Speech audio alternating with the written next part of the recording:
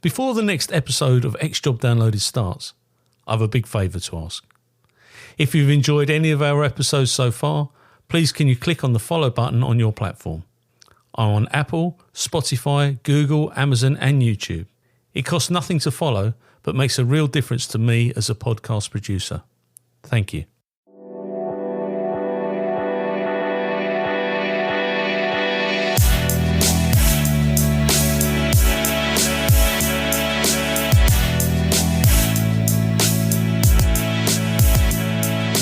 This interview is being tape recorded. My name is Paul Maleary and this is X Job Downloaded. And today I'm going to interview Sharon Herbert. Now, Sharon was a member of the City of London Police for 30 years and now she's in private industry looking after people that need support with anxiety, stress, depression and all the other things that come along with the baggage of life. Thank you so much for helping me through the technical issues of this morning. How are you today? I'm good, actually, Paul. Yeah, we were woken early by a oven engineer at 6:45. So God. Rather than being embittered about getting up early, it's nothing like getting up for early turn, is it? So let's face it. No, exactly. Gift. I do slap myself around the face once in a while when I start moaning about things and thinking about the tasks that we undertook previously. But where did it all begin for Sharon? What's Sharon all about, and how did life begin for you? So I joined the police in 92 at the ripe old age of 19. So I probably had an old head on young shoulders at that point, to various factors, sort of growing up and being quite independent, probably quite willful as well. It was one or two camps. I was either going to join the police or go and be a teacher. And policing, I think, won my heart eventually. I thought you were going to say prison then. Prison, yeah. Well, that would have been a shame at one point as well. You never quite know which trajectory your life's going to go. No, you don't. But no, so I ended up joining the city. Obviously, it's that little utopia in the middle of the Met. I didn't want to be posted anywhere over London, so it had its own attraction. The IRA was quite active in London at that time, so we'd had Mary Axe bombings and things like that. So, so I ended up joining the city in 92. I was the shortest and youngest female to join up until that point. How funny. But why the city? Because you're not from the City of London originally. Very few people are, in fact. But why the City of London?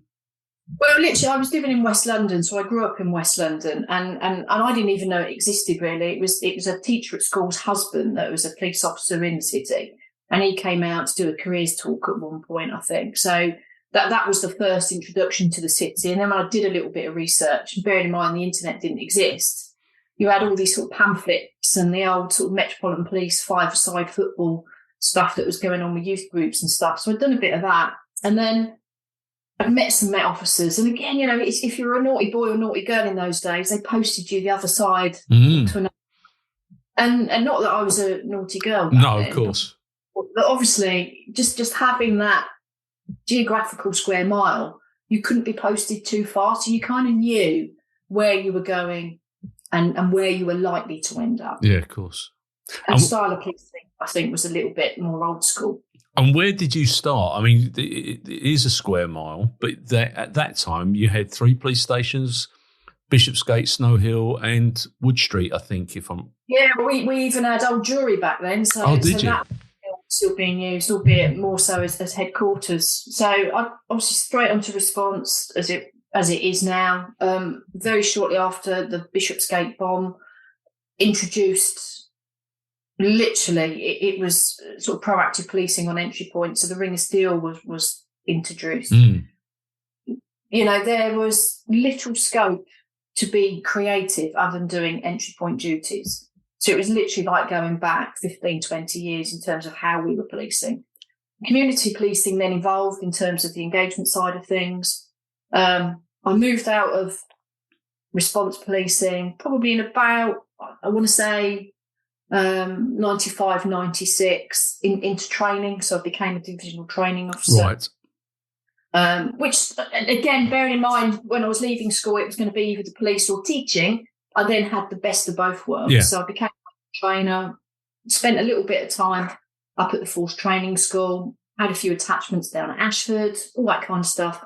I really found my niche. I absolutely thrived in that environment. And there's a school of thought that, if you were delivering training, you were rubbish on the front line. But I still hankered for being on the front line. I still hankered for working shifts and that engagement with the community, whether it was locking people up and being sort of proactive with the community. So I was really fortunate in the city. It was quite unique. We didn't have the constraints of other forces. So I got to go out and play with the public and arrest criminals as well as deliver the training. And it was a great time. What did the community look like in the City of London in the early 90s, though? You had, obviously, the Barbican, which was an extremely affluent estate. Even back then, you couldn't buy a flat for under sort of £250,000, £300,000. Now you're talking millions. You had some of the most impoverished estates on the east, so Mansell Street, Middlesex Street. So a real literal extreme of the two ends of society. And then a huge, huge transient population coming into work every day. In the realms, again, of back then, I still think it was 30,000 plus coming in through the various stations and then coming out again. Yeah. And then small to medium businesses. The nightlife, again, going back to the old days of the print, and again, my dad worked in the print. So, the pubs and clubs weren't 24/7, obviously, in those days, but there was a certain element with the meat market and the print trade that would have out-of-hours drinks and closed doors affairs, shall we say. So it's quite interesting. It is a fascinating place. Yeah. Big transient population coming through north to south. So again, a lot of the drug wheelers, as they were in those days, would use the main arterial routes to go from one club to another. So we used to call those days pincer movement days. You go around a bit like a pincer movement and nab them. Bit of old school policing. Yeah, and that's what sometimes is lost. I'm in the city quite a lot, and I'm really pleased because I still see a lot of coppers walking. I still see a very, very visible presence of city officers. I can't say that's the same in other places I travel to. But what was the atmosphere like? Because at that time you had section houses, you had a very strong camaraderie within the city. And I think that probably still exists, talking to a number of my friends, because of the density of staff. But what was that like then? Family, definitely.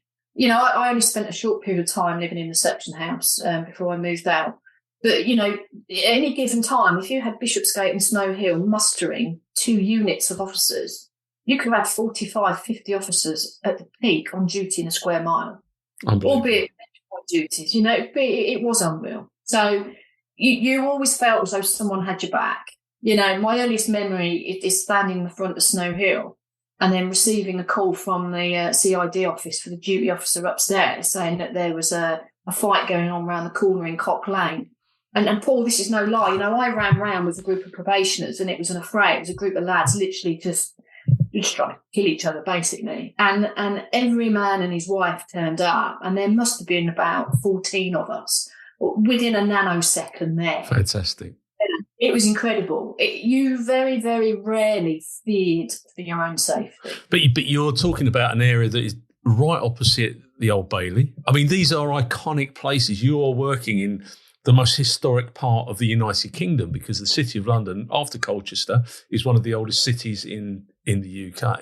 And like you say, people don't understand that they've got the Metropolitan Police on the outskirts, and then at square mile is the city. And I think that following the Casey report, the city will continue because they would like to have absorbed the city, but they can't afford to do it now because of the criticism that they've had for becoming too big. Absolutely. And the city's really unique, in terms of the development and the relational side of policing, around the community side of things. Those key individual networks are really cemented, so even now, by today's standards, you look at ex-senior police officers that have gone into the security industry, whether that's through cybercrime or preventing terrorism or whatever, there is a real need. Yeah, absolutely. Understand people, to understand the dynamic of how the place works. Yeah, and the networking in the city is probably one of the best places in policing when it comes to supporting the customer, and the community. And I always say this, but the community is always the heart of policing, and every crime starts in the community. So whether that's in a a national bank, or whether it's in a Middlesex Street in a deprived house there. It always starts in the community. So Absolutely. you've moved into the teaching strand, but you've maintained a focus on policing right across the board. What was the acceptance of the officers at that time? Because, like you say, but it's difficult to be an instructor when there are so many experts. Yeah, so many experts. I think you have to be quite grounded, and I think you have to know the limitations of your own ability. You're actually not a qualified teacher; you're a trainer, and there is a difference. And it's about how you deliver that. And then again, we talk about the graduated approach in teaching nowadays. That's what we were doing back then. So, but again, it's easier to talk through rose-tinted spectacles. We were still considered a disciplined service by all accounts in those days. So there was an element of, you will do if I say jump. The rights and wrongs of that we can debate until we're blue in the face. But ultimately, I think with the numbers that were coming through in terms of the uplift that went through in the 90s and the volume and the quality of training, it was fit for purpose then. Yeah. Bearing in mind it's become a very different beast. Yeah, I agree. I mean, it's good that the youngsters feel empowered to question, but sometimes you don't want them to question at a particular time. You just want them to get on with the job. If I don't like it, then come back and see me afterwards and tell me what I got wrong. If I've got it wrong. People that can go on that hamster wheel, that can keep the hamster wheel going, because we know we need that, but we also need the critical thinkers at the top. Yeah, absolutely. And that's, in terms of the training that we were delivering then, I actually think that we produced some really good cops. Absolutely. Yeah, significant leaders within policing. Yeah, definitely. How long were you in the training element? Right up until 2003. So right up until I fell pregnant with baby number one, so my daughter. I was always then going to go back to response policing. I had it in my head that irrespective of having a baby, I was going to go back 24/7. I was going to retire, an inspector or above level. I had aspirations and everything else. I hasten to add, I had Alex. It was a really traumatic birth. That was the start of my own journey with trauma. And, it was just something maternal in me that went, actually, you can't possibly go back and do that. Who the hell do you think you are, leaving a baby at home in the capable hands of a dad and playing ping pong? It just wasn't going to happen. I'd had these grand ideas prior, but having had her and had an experience that I went through during the course of the pregnancy and the delivery, it just, life became very different for me. That's interesting, isn't it? Because now we've become a society of entitlement and accusations around misogyny and all the other things. And yes, and I do get some of that. But by opening a door or standing up for a lady because she's got on a bus doesn't mean I'm a misogynist. It just means I'm a little bit old-fashioned. But anyway, but what was it like at that time? I mean, I know from my personal experience, having mums working in my office. But what was that like for you going back to work? Up until having Alex, we still the city was still. Almost a closed shop to it. So there were mums that were leaving, because they weren't dated with flexible working and things like that. My earliest memory back in 93, 94 was having a great friend of mine bringing her baby in on night duty, and we took it in turns going upstairs to the locker room to look after him.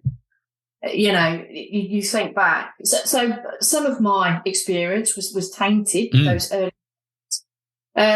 And actually, I moved into communities, still had to be interviewed for that post, and it was still, not guaranteed. And there was still every chance that I could end up back on response. But maternally, something clicked in me, and I think I realised that wasn't going to work in terms of my ability to recover after the birth and with the commute and everything else.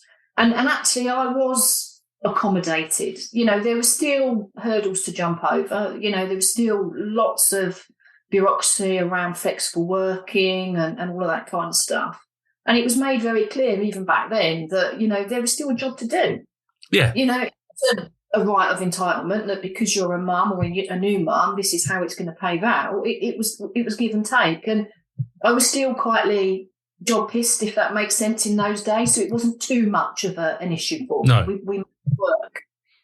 I agree. It's funny because as a dad and I always remember one of my colleagues saying, well, yeah, but I'm a mum and my husband works. And I said, yeah, but I'm a dad and my wife works. It's not it is what it is. And the police has evolved. Maybe at some points it has gone too far, and that's up for another discussion. But it has evolved, and rightfully so, because there needs to be encouragement for people to actually take on flexible working because it fills the spaces. But by flexible, I had a mum come to me and said, I want to do flexible working pattern. But I said, yeah, okay, no worries. What is it? She said, Monday to Friday, 9 till 5. I said, well, it's not exactly flexible, is it? But, if you don't... And that would have been my idea of hell. That wouldn't have worked for me. No, absolutely. That my community either. So in my portfolio was early intervention, early help. And when Contest was introduced, so I was a prevent officer. So right. I needed to work weekends. I still did nights. I did early starts at 6 a.m. So there was a lot of sacrifice. There was a lot of time spent at work and not at home. But prevent was it's still going on, I think. But that strand of policing, and for those who don't understand prevent, it's basically the intervention factor around certain communities to try and stop them or prevent them from becoming involved in counter-terrorism issues, in effect. Yeah. And in its it was fraught with a lot of criticism and a lot of conflict from the communities that we're policing. We got sucked right into the whole Islamic thing, but actually, especially in the city, there was a need to balance that out with the right wing as well. Oh, yeah, absolutely. You go back to the Battle of Cable Street and in the 1930s, the right wing has always been a fag paper away from the City of London. And it's interesting how that diversion, and I believe, and you correct me if I'm wrong, but I believe that the community policing element of policing, if in 94 when they did away with the police houses and they started closing police stations and reducing the numbers of community, because policing is all about community, I think that's when things started to go a bit bandy, if I'm honest with you. That's when the intelligence started to dry up, and these types of things around prevent, they had to be introduced because there was no alternative. Yeah, I think and again, being in that little utopia of the city, we were perhaps still in the throngs of being able to do some of that stuff. So communities were still very much a broad part of what we were doing, and if anything, it actually expanded. So the rest of the nation, if you like, was clamming things down. We were slowly growing still. So yeah, I think it was a unique time to be in the prevent world. As I say, it's still fraught with a lot of tension, a lot of risk. Yeah, absolutely. And the risk is you only have to look at what took place during the bombings in 2005, was it? 7/7/2005? And the other stuff that took place there. You're very close to a strong Bangladeshi community. You've got, Whitechapel, Brick Lane, Middlesex Street was historically a Jewish quarter or part of a Jewish quarter, but of course that's now more Bangladeshi and what have you. How long were you doing the community policing element? Right up until 2020. I'm just trying to think. I retired last year. I got to count backwards. So during COVID. So when was COVID? 2020. 2020, yeah.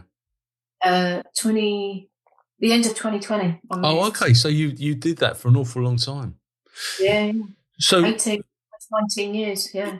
Were you on duty when the bombs went off at on the tube and on the 7/7 stuff?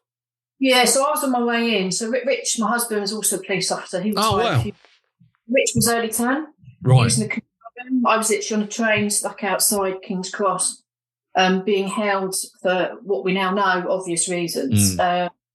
I was sat with a reporter, and again, going back to those days, I didn't have a mobile phone, but I had my job radio with me. So I pinged my job radio on and thought, this isn't a power cut. This there's a lot more to this. Mm. We were going nowhere on the train, and I just thought, Herbert, I need to get into the city. And there was a group of us in the front of the carriage that actually managed to open up the doors, and we ended up walking down the line between where we were, wow, and into the station. And it was just bedlam, absolute bedlam. And again, not being able to use the radio and everything else, I ended up then walking all the way from King's Cross, so it's not that far, down into Snow Hill.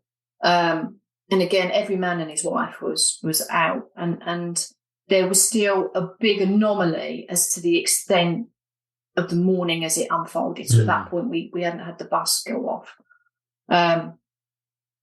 So yeah, I was there. I didn't go down, and I didn't see any carnage. I didn't see anything too traumatic. I had stuff coming to me from Rich in the control room, and listening to it all unfold on the radio. I was given the role of community engagement for the morning and into the afternoon. So I was primarily office-based. A couple of days after that, after we'd moved on to a 12-hour shift pattern, I'd spent some time up at the mortuary, which was up at the HAC, the Honourable Artillery Company. And again, the irony of that was where I then subsequently ran our cadet unit. Wow. So it was a bittersweet relationship with the HAC for me. I interviewed a guy called Gary Hayes who works in the mortuary there, and it had a massive impact on him as an individual. And of course, you're working in the city where this is all happening around you. Yeah. You're looking at and the thing is, as the community person, you're dealing with it within a community that there are suspicions at that time that members of that community are responsible for these atrocities. It must have been a very difficult situation from your perspective. There was a lot of fear. And that aside, it was more the fear. I think we can all sit and remember where we were when we watched the planes go into the Twin Towers. Yeah. I was I was doing a upgrade course. What was it when you used to do the terror searches? My mind's gone blank. Pulsar searches.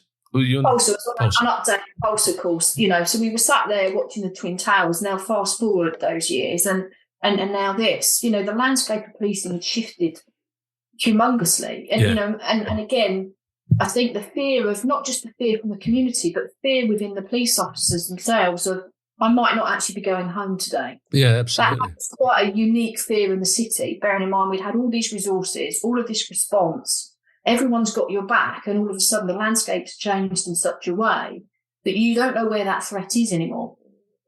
And I think actually that was one of the hardest things to navigate, rather than the actual fear of the community. Does that make sense? Yeah, no, absolutely. It's interesting because I was up there the other week, and I was with a friend, and he said, "Oh, do you know what? I can't find a bin anywhere." I said, "No, you won't be able to find a bin anywhere because that's where people would have put bombs. You just carry it around, and then and railway stations don't have bins, but people don't realise that architecturally they've been measured out of the whole system."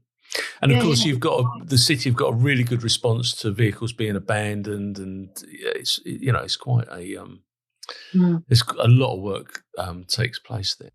When the dust settled with the 7/7 element, how did the policing change in the city around community engagement and just the overall policing aspect? We kind of got smaller.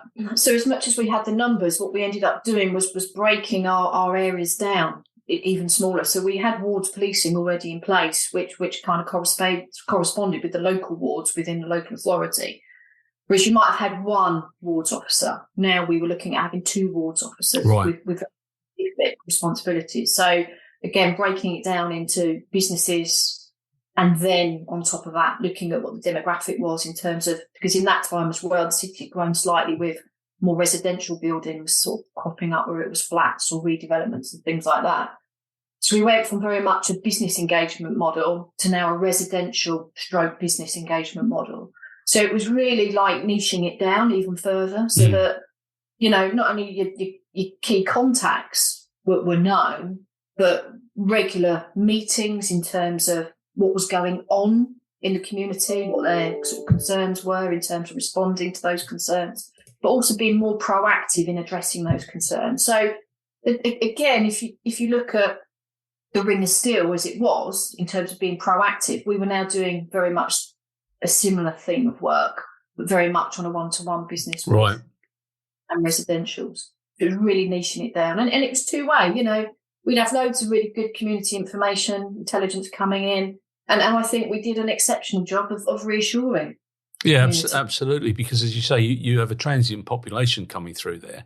And at that time, there was no home working. So if you had people going into their offices in, where Houndsditch or wherever it may be, Bevis Marks and the like, they still had to come in. They needed that reassurance that they were going to get the support of the police. And I think that's why the visibility is so exceptional in the city. But it was also in terms of stakeholders. If you think about, if we turn it into pennies and pounds, we needed to make sure, for the sake of the economy, that area was secure as well. The effect of everyone else going out towards Canary Wharf or, coming up to the home counties and things to put their headquarters was a big no-no. Oh, absolutely. And of course, you've hit the nail on the head there. This still generates a huge amount of the GDP for the United Kingdom. Canary Wharf has obviously taken a number of people out there, but there's still a lot of money in the city. The stakeholder element is huge, and long may it continue. Yeah, very unique. At what point did the city start selling off the estate? Because I know some buildings have gone now and closing places. So Snow Hill's closed, Old Jewry, and they've gone into, I think they're in Bishopsgate. And are they still at Wood Street? I don't even know if they're at Wood Street anymore. Wood Street's gone. So Rich moved. So Rich was at Wood Street for most of his career in the control room. That moved over to Bishopsgate just pre-COVID. Right. So again, Bishopsgate's now completely gone, which again was its own challenge because obviously the stables and the garage and stuff like that were there. Yeah. Shortly afterwards, there was sort of a skeleton staff left there until they sort of cleared it out. Snow Hill went in 2020. And again, I can say, Paul, wholeheartedly, I sat and I sobbed that day. I went in off, 2019, I came back in to clear my locker out and moved my stuff over to Bishopsgate. And Bishopsgate was a bittersweet pill because it reminded so much of the Bishopsgate bomb. And it's just completely different. You walk out of Bishopsgate, it's busy. Snow Hill, nice and quiet. Yeah, very sedate by comparison. Very different. And I sobbed my heart out, when I think back to it. I almost laughed, but I cried, Yeah, no, I get it. Huge part of me, big part of, some real happy memories, but some real sad, tragic memories as well in that building. Were you on duty when the Bishopsgate bomb went off? I was in training, so I took the weekend off. But again, we came in on the Monday, and it was like, you're not up at training school, you're now out. Wow. Like, whoa, what do we do here? Yeah, well, welcome to the world. You're very reliant on old school tutors in those days of really carrying you and picking you up and actually being very prescriptive in what you can and couldn't do. But there aren't those old school tutors anymore. That's the problem. I mean, it's you haven't got, no disrespect to them, but the standards that they accept are probably different to the ones that we accepted and the ones that my father accepted when he joined in the late 60s and so on and so forth. So it is, as frustrating as it is, they're trying to do the best job that they can with what they've got available to them. Yeah. But no, so they're all in Bishopsgate at the minute, and there's the new build that's just past planning and stuff like that, and that's due to be over towards Fleet Street. So I don't know too much about that. And again, COVID, that was sort of all reviewed because they realised with people being able to work agilely and work from home and stuff like that, they didn't need the floor space. So, that's always an anomaly with me because I don't understand how policing can work from home, if I'm perfectly honest with you. It's a really difficult one because if there were a critical incident in a number of forces, my old one as well, if they had to get in or, had to respond to it, it's all right, them all sitting at home working remotely at the desktop, but you actually need feet on the street sometimes, don't you? It's how that's managed, isn't it, at the end of the day? Oh, yeah, absolutely. Absolutely. That's the deciding thing. Again, for me, COVID and post-COVID, when I was sort of swiped into another department, I did work from home. That was the first time in 30 years I was allowed to work from home. And actually that became my solace, working from home. And again, that was another badly wrapped gift, but I wasn't fully operational then anyway, so there was probably more benefit to me working at home. I certainly had all the clients early. Can you imagine in 1992 when you joined, saying, do you know what? I've got a couple of years in now. Do you mind if I work from home? Now it's almost an accepted practice. Yeah. Well, back then, though, if you were coming up to over 20 years service, you didn't have to work nights in the city. Is that right? Absolutely. So again, those early days of me joining, like, well, why isn't so-and-so on nights? Oh, no, he's helping the LIO out this week, or he's doing some admin work for Grime Desk. You didn't have to work nights. But that kept people in those jobs, didn't it? Because I look at it now and there's a big dash for everything else other than frontline policing. And having that thought that when you got to a certain point, you were able to not do nights, or you were going to go and work at the LIO's office or whatever it may be. That would be that. If you thought that was the end game, you'd be thinking, "Oh yeah, I'll stay on shift until my time comes." Yeah, well, the city adopted a 12-hour shift pattern in the control room, and that came in just before Rich retired. Oh no, it didn't. I lie. It came in afterwards.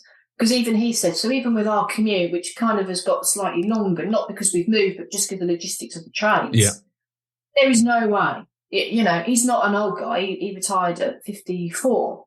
But, with the commute, 12-hour shifts, working in that environment where you've got to be switched on time, you now in those not so long ago days haven't got the resources. So you are literally chained to your desk with little hope of a proper break or screen break. 12 hours later, and you're expected to make good critical decisions, analyse them. Absolutely. Yeah. It's funny because I was I can be the biggest critic of the police, but I can also be their biggest supporter. And I was asked to commentate on fake calls. People that phone up and saying that, and Essex had on average 6 a day. Yeah. Well, if they'd only had 10 calls a day, I'd be saying, oh, that's outrageous. But the fact is they have 1,700 calls a day, 1,700. So if they're getting 1,700 calls and they've only got 100 coppers on duty a day per shift, how can they possibly expect to cope with the volume of work, with the amount of people they've got available to them? It's just not going to happen. Work. But it doesn't work. No, it doesn't work. Where does that stress filter down to? That's the trouble. And, then we can talk about moral injury, and you want to go to work to do a good job, to meet the needs of your communities or victims or lock people up or do whatever you need to do. And when you can't do that because the pressure's too great, you're in that frying pan. Yeah. That's breaking people. And they wonder why some of these controllers become grumpy old men and women. And because they don't suffer fools, they're in the best possible job, and they will just say it as it is. And yes, they may be blunt, but they're not rude per se. They're just saying it how it is, and sometimes the public needs to be told how it is. Part of my experiences within policing probably led me on the path of retraining, requalifying in the time that I was in anyway. So some of that was, I'd had a couple, and again, keep it really brief. Couple of really traumatic births. Both my kids almost died at childbirth. Oh, crikey. Gave Alex CPR when she was 3 days old, which again was one of the factors that kind of put me in the box of thinking, actually, I can't go back to 24/7. So I've become very hypervigilant, except I didn't know it.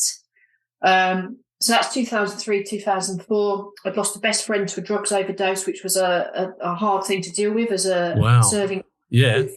Some roles. He's subsequently died by suicide because she couldn't cope with losing her son, again, a good friend of mine. A tragic road traffic accident that changed the dynamic of our family. My gran was involved as a passenger with my dad, ended up becoming paraplegic, all literally for a very short period of time, a couple of years, and some other quite big life events, except I didn't think they were big life events because I was used to just getting up, getting on and doing. And that manifested in some physical health issues. And fast forward a couple of years, when I was getting nowhere with resolving those, it was suggested that I might have had post-traumatic stress. Right. And again, it was a big, I'm not going in that box. You can't put me in the box of post-traumatic stress because that's for weak people. So I carried on, not realising, what was happening internally, emotionally and physically. But I got to the point where I'd had some therapy, and actually it done more harm than good. And then the work that I was doing gave me a real good interest in terms of young people and the developmental side of trauma and what they'd experienced growing up, and trying to keep them out of the criminal justice system. So in terms of the preventing radicalisation, what made kids vulnerable and stuff like that, it gave me a real hunger to learn. And I think as a bit of a distraction from my own issues, really. And sort of fast forward, a number of years, I've gone on a bit of a journey to learn about trauma, sort of, especially in terms of the developmental side of things. Realising that perhaps I needed help, I then had to kind of put my head above the parapet and go, actually, I've acknowledged now that all of this has gone on, and it's not a competition as to what the biggest trauma might be. Actually, trauma is what's happened internally. It's what becomes stuck inside of us. So, I had some good therapy. It was slightly more holistic than straightforward EMDR and trauma-informed CBT. And that's actually what took me on the path of then being really curious to find out what else was out there. And why is it, certainly as police forces, we're a bit like the sausage factory. This is what we offer. We treat labels, not people. And that's where the two worlds collided, if you like. That's really interesting. I mean, I will tell you one of my journeys, and my brother will tell you the same. On April 10th, 1979, my dad was almost killed in a road collision. He was hit by a lorry. And the impact that has on you as a child, getting called out of classroom to be told that your dad's in intensive care, that has a massive impact on you for the rest of your life. And it really does. I mean, it's made me jaded and, grumpy old man, I suppose. I was always going to turn into that. But yeah, it's interesting because we didn't deal with things like that, certainly around kids. And what you're doing is absolutely amazing. When you qualified, were you still in the police service? Yeah, so I'd done a number of coaching qualifications in the police for my role anyway, and then that led me on to doing a diploma initially in cognitive hypnotherapy, which was the thing that I'd looked at and researched as an alternative means of dealing with trauma. And the irony, the guy that created this form of cognitive hypnotherapy was an ex-TVP cop, ex-Met cop, and again he worked at Hendon. Wow. And kind of developed this model of working, if you like, literally for that environment. So there was some nice adhesion going on between us, and he'd left the police many years before to develop his own training company with CogHip and such like. So there was a natural allegiance, I think, between us as individuals in terms of what I was looking to do with it, but also how I then used it for myself in terms of developing not just coping strategies, but actually reprocessing some of that trauma that had become stuck. That again, we don't talk about it. It's like put your body armor on and crack on. Did it all start to make sense though? What was taking place once you started the journey? Yeah, everything fell into place. Yeah, that's really strange. And I say strange, but it's brilliant. And but also, what I would say as well, not just my policing career, but actually some of my earlier years experience. I didn't have a bad childhood, but, if I was to describe, my dad left when I was 7. I became very much, again, if you like, the old head on young shoulders, even at that age. Yeah. After my brother and my mum and the dynamic of the relationship and some of the chaos and stuff that went on around that. I could then put those pieces of the jigsaw together as to why I ended up joining the police. Yeah, yeah. Was it? And it does make sense, doesn't it? And it molds you for a younger age. Yeah. When you finished in the police service, you'd already set up, and what's the name of your company? So it's Sharon Herbert, literally. Yep. My name. Helping you find your balance. That's my tagline. Yeah. And that's literally on the basis of what I do is I don't treat labels. So as much as I specialise in trauma and anxiety, I treat the whole person. So again, that's where helping you find your balance comes from in terms of working somatically. So again, functional symptoms that you might be experiencing with the nervous system as well as the emotional side of things in terms of reprocessing, desensitising traumas. Whether that's developmental trauma, whether that's single life events, whether or not that's pervasive trauma, Everybody's different, Paul. And I think that's the uniqueness of what I do, along with so many others in the cog hit world, is that we shape to the client and how they do their problem. We don't just funnel people through. Each and every client gets a different form of therapy in terms of how that is built in stages or as a foundation. Yeah, because as you say, they're all different people and they've all experienced different things, whether it's, adult survivors of sexual abuse through to people that have witnessed horrendous, incidents, car accidents, whatever it may be. And things do stay with you. I'm quite resilient. I've done things and done stupid things and seen things that are horrendous. But I get on with it. But I'm sure in the detritus of my mind, they still sit there, and it's keeping those, keeping them at bay as much as anything else. And sometimes there may come a point where you need that shoulder, if you like, figuratively speaking, to cry on and share your experiences with. It's recognising where you are at any given time, and we know that it's not the events themselves that are traumatic. Life happens. I call that lemons and melons, right? People die. People have car accidents. You know that as a young boy. That might have had a profound effect on you in terms of what it's done to your nervous system, in terms of not metabolising, and that's probably played out. But the other stuff you've dealt with actually has metabolised. It has passed through. It's biologically. And I think that's where we go wrong in policing, is we put a lot of emphasis on the horse has bolted, let's treat the person that's been traumatised. But actually, we can do it the other way around. We can actually help people become more resilient and actually prevent trauma from becoming stuck in the first place. I was going to say, is there a preventative measure that you can put in place with new recruits, for instance, as a classic example? You're standing in front of a classroom of new recruits. Is there anything that you can provide to them to prevent them from getting all this baggage over their service?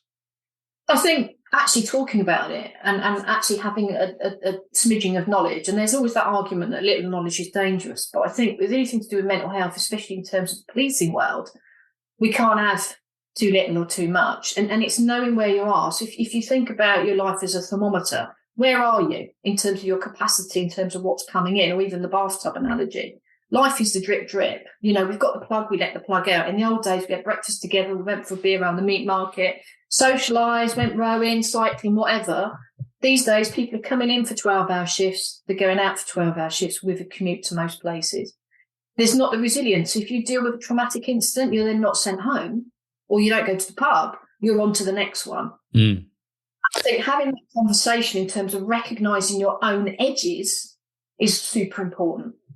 Do you know, that's really interesting that you say that, because you're absolutely right. The camaraderie element around how we would decompress after a critical incident, whether that be the dark humour or whatever it is, there isn't that. And the other thing that you do struggle with is that the officers on the shifts, they don't know each other now because they don't have that common bond, and therefore you haven't got the ability to share your issues or your problems with. And that's a really valid point. It's being able to be vulnerable, isn't it, in such a way that you know that by being vulnerable you can trust the person you're being vulnerable to, and that's huge. That sense of safety, if it's not there, then actually what that does, that if we go back to like post-traumatic embitterment disorder, moral injury and things like that, that's where now we've got so many people coming through that are actually getting ill a lot sooner when they're exposed to these events and things. And actually we're not, I have to say we're not. I had a conversation recently with a CAMS officer, and he was saying, the number of recruits that are coming through, that, the scrutiny in terms of recruitment just isn't there. So the assessment centres aren't there. So we're not testing people in certain situations and how they're likely to respond prior to doing the job. But you see, this is another conversation I've had previously around regional training centres. The people that weren't suited to being police officers, they would have been effectively weeded out of the system because they would have been picked up early doors by the instructors, because they had comparators. They had people they could compare with, whether it be Essex compared against someone from the city or the city against someone from Kent. And, we're all down at Ashford together. But that doesn't happen anymore. So there's no comparators. You don't know what's good and what's bad. And it's isolated, isn't it? Yeah. We just got too isolated. And actually, we need to open up that. It could be a Pandora's box doing it without the right support. But I think you've got to have that conversation, what is resilience? And actually, how can you build capacity within resilience? And we're all so unique. Yeah, absolutely. Just that awareness is going to help someone go, right, actually, you know what? These sleepless nights, the fact I'm not eating, the fact I've got low energy, or I'm going back to that event and having these flashbacks or whatever, that, they are the precursors to kind of going, right, okay, we need to do something. So whether that's trim, whether or not that's referral to occupational health, whether or not that's coming to work with someone like me, people need to, I say people, officers in particular, need to have choice in terms of where they're signposted to as well. Yeah, absolutely. And it's the engagement between the police services and the welfare support, because actually a lot of this could be diverted well before it gets into a situation. And it's the understanding by the middle managers and the supervisors, if they start to identify issues with, it could be anything. It could be tardiness, people turning up late, they haven't cleaned their shit, whatever it may be. If there's a change in personality, if they've always been like that, not a lot you can do, but if there's a change in personality, why has that person changed? What's different in their life? Yeah. And if they're not savvy enough to pick up, or they haven't got the toolbox to, I hate that term, but if they haven't got the directory of what things should be like, then how are they ever going to refer them to welfare support? It's also rapport, isn't it? A lot of that is around the dynamic of rapport between absolutely. ranks and everything else. And I think some of that has been lost. That's just melted into the background, isn't it? We've become human doers, literally. Yeah, in absolutely. all aspects of human being. We don't chat. We don't have time out for coffee because there isn't that time. No, because we spend so much time looking down at our phones and worrying about what the next like's going to be on our social media. Yeah. Well, and here we are taking part in a social media history, subject. But do you get engaged by police services now? That was a route initially that I thought I wanted to take, but I then very quickly realised actually no. Do you feel disappointed though? Because I think that I feel disappointed sometimes that the police services don't use my skills from a recruitment perspective and what have you, because actually I've got quite a good grounding in it now and I think I'm pretty good at it. Do you get disappointed? No, and some of that I think is I'm in a good place financially with the business as it is at the moment in terms of work-life balance. So I can actually pick and choose in terms of what I do. I still do some corporate work. I do some stuff with some security companies. I am going back to the city to deliver some training around anxiety and menopause. And again, that's sort of bringing in my experiences around that. But I'm literally dipping my toe in. And initially, I was thinking that when I left, that's all I wanted to do because I'd had a lot of involvement with past colleagues, existing colleagues, and other people from around the country, like post Manchester and stuff like that. I'd worked with lots of people, officers and stuff like that. And I think I just got to the point, I just thought there's more to life than policing. And actually, this isn't about me. It's about just branching out and seeing what else goes on in life, because it's very easy to stay in the safety of policing because that's what we know. So I dipped my toe in, is the short answer. But long term, I've got no plans to be a blue light mental health champion as such. I know there's others out there that are doing that. That's their bread and butter. That's their thing. That's what makes them tick. That's great. It's just not for me. But you've got to diversify. You know, when you get into private industry and you leave the police service, if you want to succeed, you've got to have many strings to your bow. You cannot go down that single strand, because when somebody chops that single strand off, guess what? There's nothing to go back to. It's not, no. And I love working with, emergency responders and blue light work. I love it. I've worked with ambulance, fire brigade, loads of police, ex-military, and, prison officers as well. And I think that the common ground in terms of the shared experience of a life gone by in the 90s, when lots of these people joined, late 90s, the dynamic with managing family stress, relational stuff, how the job itself has evolved and changed and morphed. I can bring a lot of that, a lot of that does come to the table therapeutically. Of course it does. But you're right. I think there's a lot more out there than just the blue badge. And you've written, I think I'm right in saying that you've been published in a couple of things as well, haven't you? Have you written some articles? Yeah, well, over the years, Paul, to be honest, I've lost track of what I've done. I've done all sorts of things. I did a couple of interviews with Tom Wilhouse when he was doing some stuff, and some workshops with him. I've done some leadership training with also some of the companies I can't name because of NDAs, but I've been really fortunate in terms of the opportunities I've been given. And some of that has come from networks that I've been in. Some of it is because of the work that I was doing in the police, some of the contacts I had with the Home Office and such like. And I've been really, really fortunate. The long-term plan was to grow bigger and have some associate type sort of relationships with other therapists, especially around the cog hip side of things. And there's a group of us now in excess of 200 that are trained in something called AM.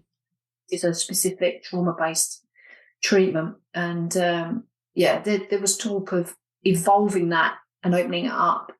So it could be peer researched as well and getting police forces involved with that. But right now it's not the right time for me to be diving too deep into that. That might be next year. Yeah, but you know what? We all start with a dream, don't we? When we start our own businesses up, and it's how it evolves over time. And you know, if you'd have told me 5 years ago I was going to be doing podcasts with great people like you, I'd have thought you were bonkers. But no. And how do we get hold of you? If people listening to this think, oh, do you know, I've now identified through this conversation that you've had today, I've identified that I've got some issues that I want to resolve. How do people get hold of you? You can find me at Sharon.Herbert.com. Yep. On the website. You can find me fleetingly on Facebook. I try and avoid social media. It exhausts me. But again, Sharon Herbert, helping you find your balance. You'll find me there. You can ping me an email at contact@SharonHerbert.com. I have a very fleeting presence on Twitter, which tends to get me into trouble, so I try and avoid it. Yeah. But otherwise, email, pop my website in your browser and take a look. There's a lot on there about me. I'm quite honest about my past and my own experiences and what I can offer as well. So, well, I'm going to put all of your links into the body of this this podcast anyway, so people will be able to get hold of you through those links. So if you can furnish me with those, I'd be much obliged. But I've found our conversation today enlightening. I think that you know there's a few people that will take a lot away from this, and I think you will be getting a bang on the door from a number of people. Do you do it in person or is it online, or how does it all work?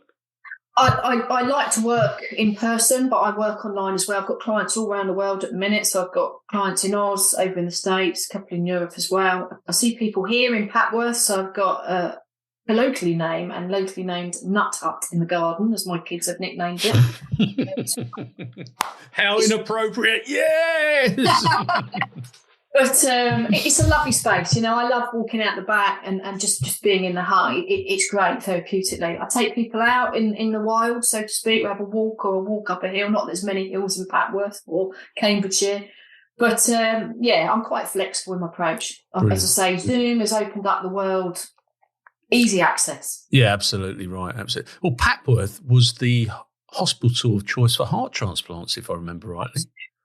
The old Papworth Hospital, beautiful grounds, currently boarded up, being used by Cambridge Constabulary for their public order training. So all the local residents are fed up with the gunshots and stuff like that. I laugh and think, what a marvellous place to train in. Petrol bombs.